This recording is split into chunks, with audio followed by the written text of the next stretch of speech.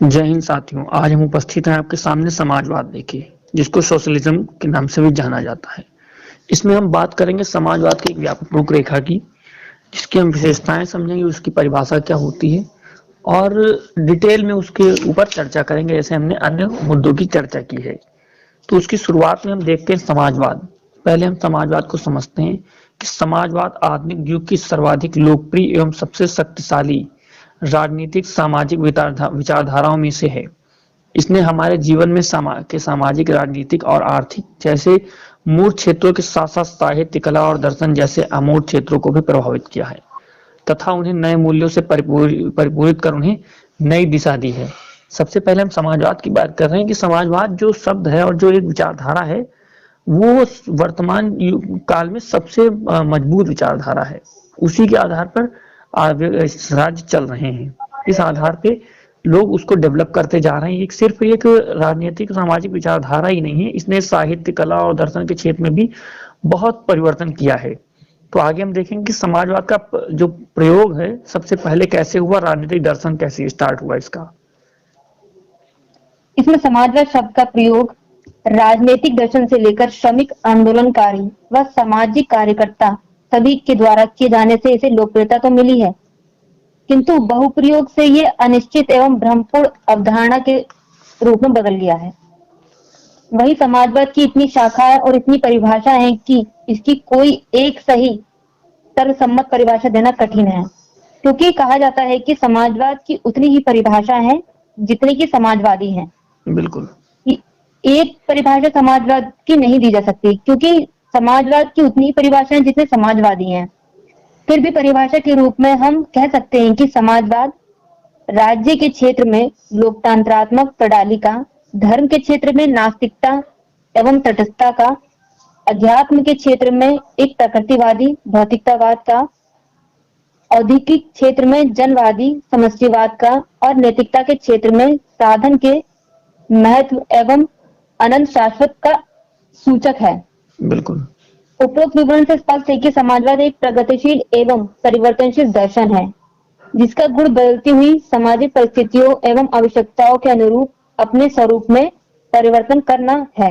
यहाँ कहेंगे कि समाजवाद की अनेक परिभाषाएं क्यों, क्योंकि समाजवाद जो है परिस्थिति के अनुसार अपनी अवधारणा को बदलता रहता है, इसलिए कहा जाता है कि समाजवाद की उतनी ही परिभाषाएं जितने के समाजवादी हैं।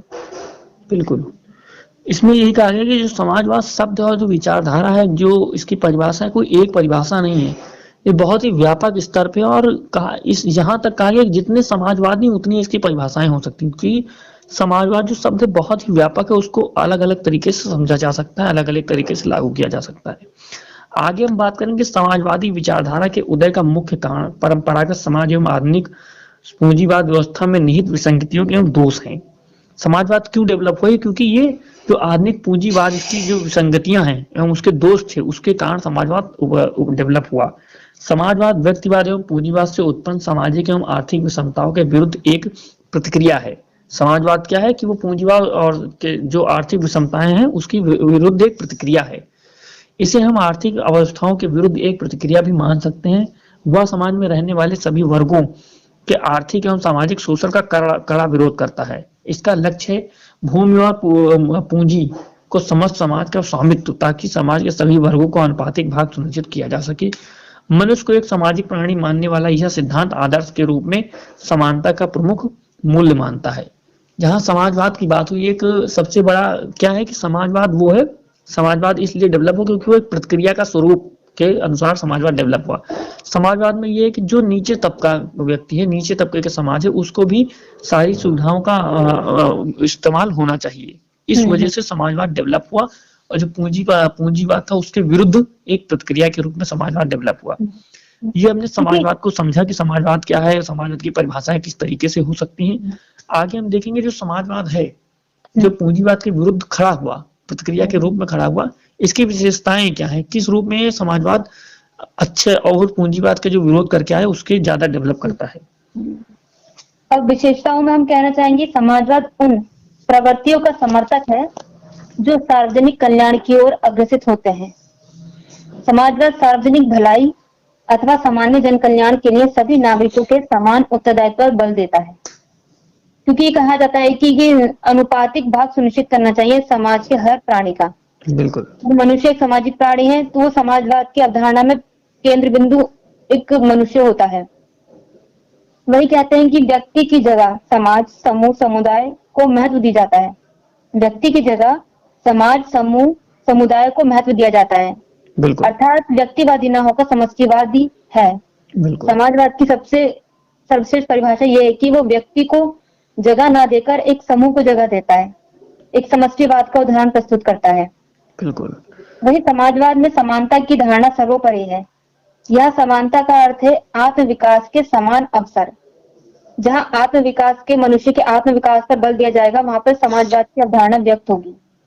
इसकी यह मान्यता है कि समानता के बिना वास्तविक स्वतंत्रता संभव नहीं हो सकती, क्योंकि बिना स्वतंत्रता के सुरक्षा संभव नहीं है। बिल्कुल।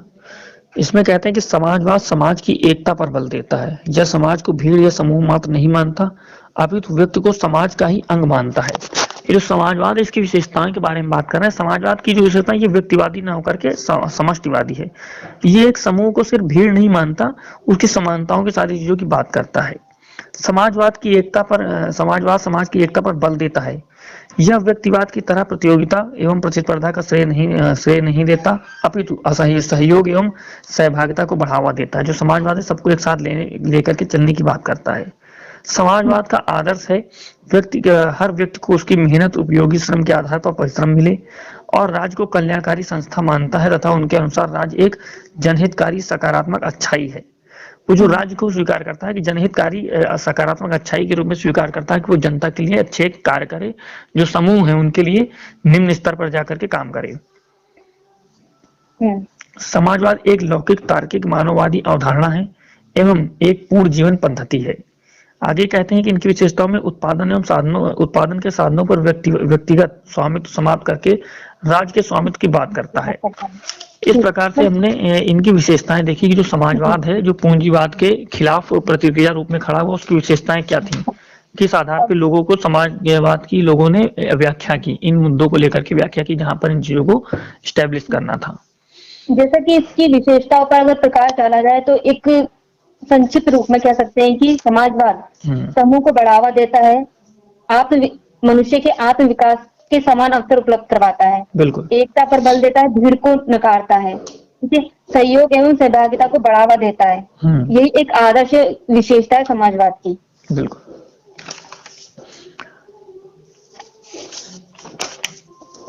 अब आगे हम देख रहे हैं कि ये जो समाजवाद है, दार्शनिक पृष्ठभूमि इसकी कैसे डेवलप हुई, इसको एक दार्शनिक आधार कैसे प्राप्त हुआ। समाजवाद को एक दर्शन, जीवन पद्धति या नैतिक व्यवस्था के रूप में स्वीकार किया जाता है। समाजवाद व्यक्ति और समाज दोनों के आदर्शों के निरूपण करता है।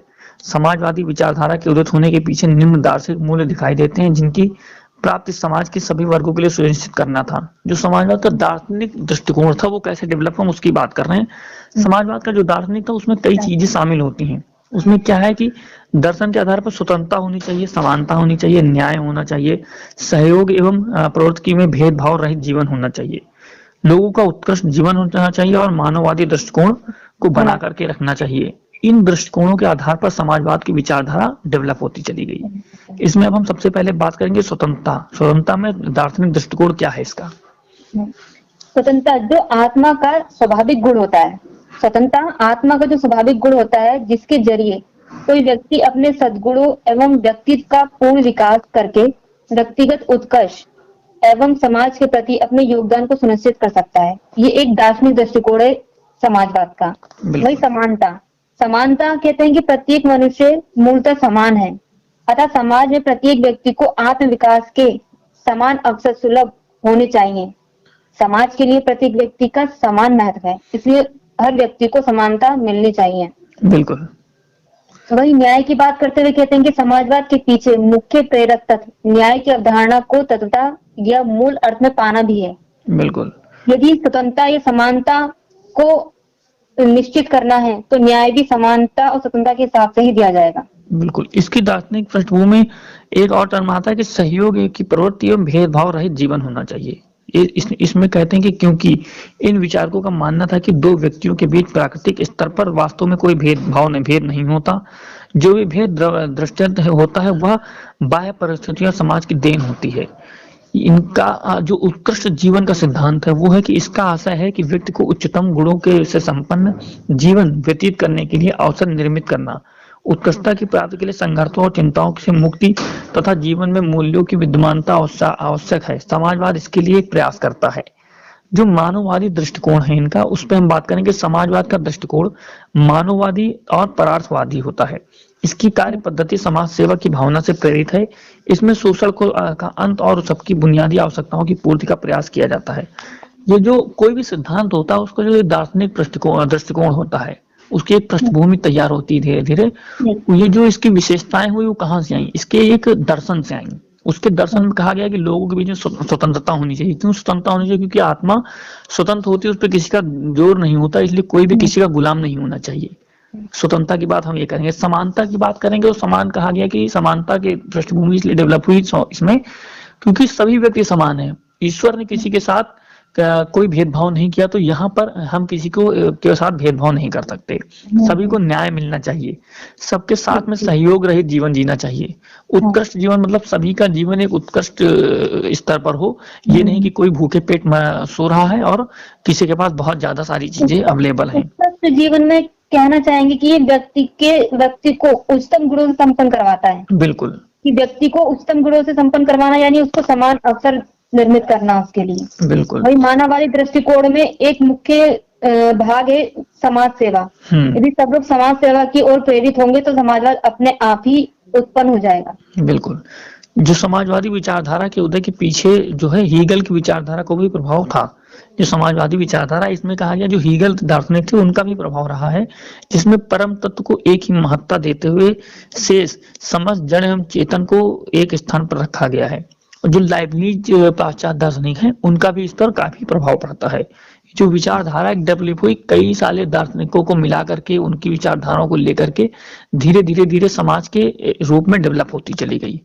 ये हमने अभी तक देखा था। जो समाजवाद होता क्या है, उसकी परिभाषाएं क्या होती हैं, किस प्रकार से जितने समाजवादी होते हैं उतनी इसकी परिभाषाएं हो सकती हैं।